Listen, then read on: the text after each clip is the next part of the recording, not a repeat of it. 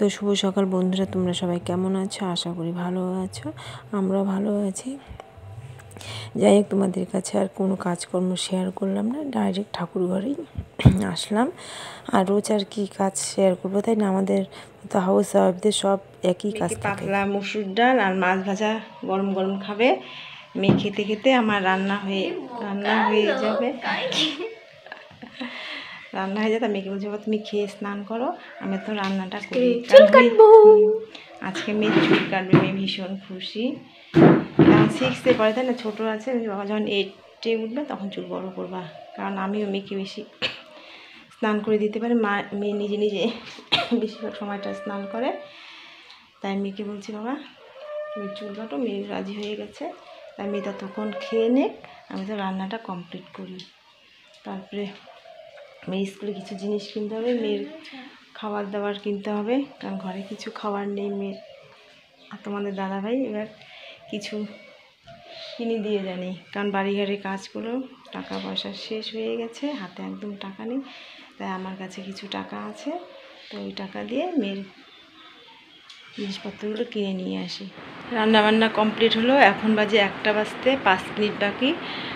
তাই মেয়ের তো ড্রেস বানাতে দিয়েছি, স্কুল স্কার্টটা একটু লুজ হয়, মানে ফিটিংস করতে দিয়েছি। তো টেলার দাদাকে ফোন করলাম যে দোকানে আছে।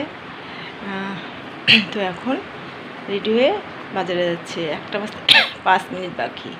তাড়াতাড়ি করে রেডি হয়ে, আর এদিকে রান্নাঘর গোছানো কমপ্লিট হলো, বাসন জায়গা মতো রেখে দিলাম। তো ফাইনালি রেডি হলাম, মেয়ে স্নান করে আসলো। এখন মেয়ের আমি মেয়ে ঘুরছে। ঠিক আছে, এখন যাচ্ছি বাজারে।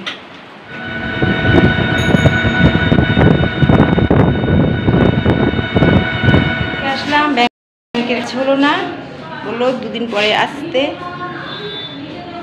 তো ঠিক আছে, এখন মেয়ের কাজে যাই, দেখি মেয়ের কাজটা কত দূর হয়। আর এখন তো প্রচণ্ড গরম পড়েছে, তাই মেয়ে প্রত্যেক বছর গরমের সময় মেয়ের চুলগুলো কেটে দিই। আর মেয়ে বেশি বড় করতে চায় না, মাঝে মাঝে চায়, মাঝে মাঝে আবার চায় না। তাই আমি আর ওকে জোর করি না, বাবা তোমার যদি কাটতে ইচ্ছা করে তাহলে কেটো, না হলে কাটতে হবে না। তাই মেয়ে বলছে, মা পরীক্ষা আছে, চুলগুলো কেটে ফেলি। যাই হোক, পরীক্ষার আগে যাই মেয়ে চুল। তো ফাইনালি মেয়ে চুল কাটা হলো, ব্যাংকের কাজ হলো, আর্ধেক হয়েছে, আর্ধেক হয়নি। আর মেয়ের কিছু খাবার নেওয়া হয়ে গেল। এখন হেঁটে যাচ্ছি, ওদিকে গিয়ে টোটোতে করে সোজা বাড়ি। আর কি কি কিনলাম ঘরে গিয়ে তোমাদের দেখাবো। আর মেয়ের পরীক্ষার জন্য কয়েকটা পেস্ট নিলাম, কারণ স্কুল থেকে পেস্ট নিয়ে যেতে বলেছে। আর সয়াবিনের প্যাকেট নিয়েছি 2টো, আর একটা অন্নপূর্ণ ঘি নিয়েছি, আর হচ্ছে এখানে এলাচ নিয়েছি 10 টাকা, আর গরম মশলা নিয়েছি, আর এখানে 5 পাতা ম্যাগি নিয়েছি, আর এখানে একটু ভোগ চাল নিয়েছি, কারণ মেয়ে বলছে পোলাও খাবে। ঠিক আছে বাবা, বানিয়ে দেবো, একটু ভোগ চাল নিয়েছি।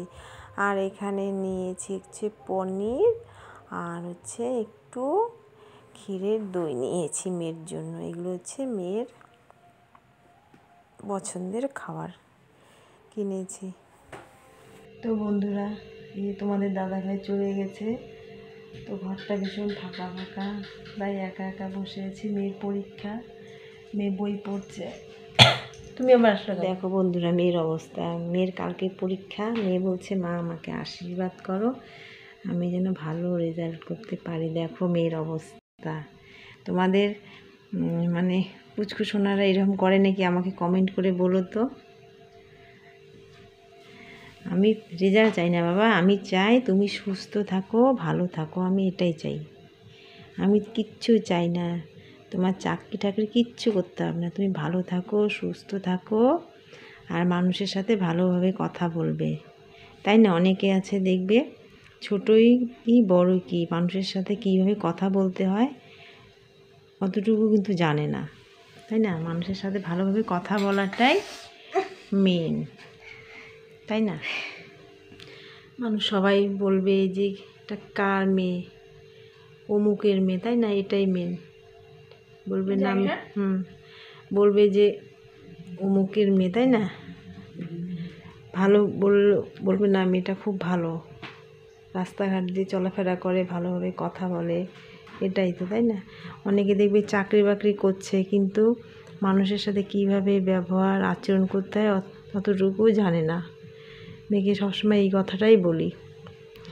জানি না মেয়ে বড় হয়ে কি হবে বা কেমন থাকবে, কেমন শিখবে, এটাই তোমরা আশীর্বাদ করো মেয়েটা যেন সুস্থ থাকে, ভালো থাকে, এটাই, আর কিচ্ছু চাই না।